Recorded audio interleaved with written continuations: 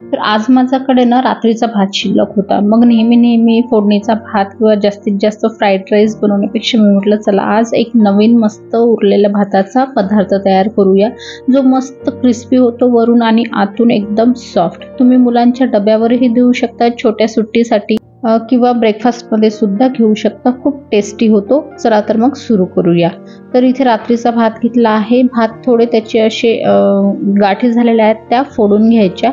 मिक्सरचं भांडं घ्यायचं आहे, मीडियम साईजचं जे मिक्सरचं भांडं असतं ते मधलं, आणि त्यामध्ये हा भात टाकून घ्यायचा. तर 2 वाटी एवढा हा भात भरला आहे. ज्या वाटीनी भात मोजला त्याच वाटीनी 1 वाटी एवढा बारीकवाला रवा आणि 1 वाटी दही टाकायचं आणि अर्धा वाटी एवढं सध्या मी पाणी टाकत आहे. कमी झालं तर आपण नंतर टाकूया. आता हे सगळं मिक्सरला फिरून घ्यायचं.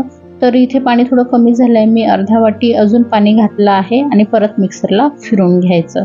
तर एकदम फाईन अशी पेस्ट तयार करून घ्यायची आहे आपल्याला. तुम्ही इथे बघू शकता एकदम स्मूथ असं बॅटर हे तयार झालेलं आहे. याच्यामध्ये भाताचे कण बिलकुलही राहता कामा नये. तर आता हे जे बॅटर आहे ते एका बाउलमध्ये काढून घ्यायचं आणि याला फिरून थोडंसं 10 मिनिटासाठी रेस्ट करायला ठेवायचं. हे बॅटर रेस्ट होत आहे तोपर्यंत हा नाश्ता मी आज वाटीमध्ये बनवणार आहे. तर असे स्टीलच्या वाट्या घेतल्या आहे. तुम्ही हे छोटे ग्लासमध्ये सुद्धा बनवू शकता किंवा मग इडलीसारखं सुद्धा बनवू शकता. तर ह्या वाट्या आता तेलाने छान ग्रीस करून घेतल्या आहे. 10 मिनिटं झालेले आहे. आपलं जे बॅटर आहे ते छान रेस्ट झालं आहे. आता यामध्ये चवीनुसार मीठ घालायचं आहे. 1 चम्मच चिली फ्लेक्स, तुम्ही हिरवी मिरची कापून टाकू शकता किंवा मुलांसाठी बनवत असाल तर फक्त काळी मिरी पावडर टाकलं तरीही चालेल. 1 चमचा जिरे घालायचं आहे. एकदम फाईन असं चिरलेला कांदा सुद्धा घालायचा आहे. फाईन चिरलेलं गाजर घालायचं. तुम्ही इथे आपल्या आवडीनुसार भाज्या घालू शकता. इथे लौकी घालून सुद्धा तुम्ही हे नाश्ता बनवू शकता.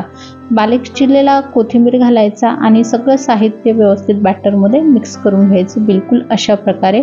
बघा बॅटर थोडं घट्ट वाटत आहे, पण आता यामध्ये बेसन घालायचं आहे. तर 2 टेबलस्पून एवढं बेसन घालते मी. बेसन घातल्यामुळे हा जो नाश्ता आहे तो खूप छान चविष्ट बनतो आणि क्रिस्पी सुद्धा बनतो. थोडं पाणी घालत आहे म्हणजे बॅटर थोडं घट्ट वाटत आहे. बेसन घातल्यावर अजून जास्त घट्ट होईल म्हणून थोडं पाणी घातलं आहे आणि आता व्यवस्थित मिक्स करून घ्यायचं. तर हे बॅटर छान मिक्स झालेलं आहे. बघा कन्सिस्टन्सी पण एकदम परफेक्ट आलेली आहे. बिलकुल अशाच कन्सिस्टन्सीचं हवं आहे आपल्याला.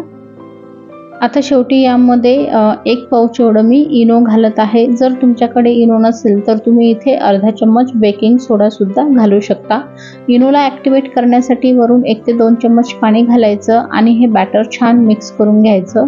इनो किंवा फ्रूट सॉल्ट किंवा बेकिंग सोडा टाकल्याबरोबर हे बॅटर छान लाईट वेट होतं आणि हलकं होतं. बिलकुल आपलं हे बॅटर नाश्ता बनवण्यासाठी तयार झालं आहे. तर आता ग्रीस केलेल्या वाट्यामध्ये हे जे बॅटर आहे ते टाकून घ्यायचं. वाटी फुल नाही भरायची, थोडी रिकामीच ठेवायची, कारण जेव्हा आपण हे स्टीम करणार तेव्हा ते फुलणार आहे. तर अशा प्रकारे सगळ्या वाट्या मी भरून घेतल्या आणि वाटी भरल्यानंतर ती खाली अशी थोडी टॅप करायची, जेणेकरून याच्यामध्ये काही एअर बबल्स असतील ते निघून जातील. बाजूला कढईमध्ये मी पाणी सुद्धा गरम करायला ठेवलं होतं. आता या कढईमध्ये स्टँड ठेवायचं आणि जी प्लेट बसेल ती प्लेट ठेवून घ्यायची आणि त्या प्लेटवर आता ह्या वाट्या ठेवून घ्यायच्या. तुम्ही हा नाश्ता जसं मी सांगितलं तर इडलीच्या भांड्यामध्ये सुद्धा बनवू शकता किंवा स्टीमरमध्ये सुद्धा बनवू शकता. वाट्या ठेवल्यानंतर झाकण ठेवून लो टू मिडियम फ्लेमवर 10 ते 12 मिनिटं वाफ काढून घ्यायची. याला वाफून घ्यायचं आणि 12 मिनिटानंतर आता मी चेक करते तर नाश्ता आपला तयार आहे. चाकू क्लीन निघत आहे. आता यामधल्या ज्या वाट्या आहे कढईमधल्या त्या बाहेर काढून घ्यायच्या आणि पूर्णपणे थंड होऊ द्यायच्या. थंड झाल्यानंतर चाकूच्या मदतीने अशा प्रकारे त्याच्या ज्या कडा आहेत त्या लूज करून घ्यायच्या. सगळ्या वाट्यामधल्या ह्या कडा लूज करून घेतल्या आहे आणि अशा प्रकारे एकदम इझिली हा जो नाश्ता आहे तो निघतो बाहेर. याला मी मधून कापून घेते. तसं तुम्ही याला स्क्वेअर याच्यामध्ये तुकडे सुद्धा करू शकता. मी काही तुकडे पण केलेत आणि असे 2 भाग सुद्धा केलेले आहेत.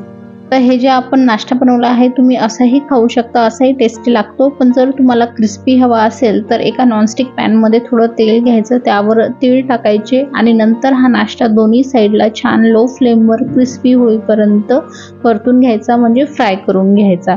दोन्ही साईडला साधारणतः 1-2 मिनिटापर्यंत छान फ्राय करून घेतलं तर वरून मस्त क्रिस्पी होतो आणि आतून एकदम सॉफ्ट राहतो आणि खूप टेस्टी लागतो. तर मी असेही काही घेतलेले आहेत टिक्की फ्राय करून, आणि काही अशा प्रकारे छोटे छोटे तुकडे सुद्धा फ्राय करून घेतलेले आहेत, जेणेकरून टूथपिकमध्ये तुम्ही मुलांना अडकून देऊ शकता टिफिनमध्ये। तर अशा प्रकारे हा उरलेल्या भाताचा वरून क्रिस्पी आणि आतून सॉफ्ट असा नाश्ता तयार आहे। नक्की करून बघा, आणि व्हिडिओ आवडला असेल तर लाईक आणि शेअर करा।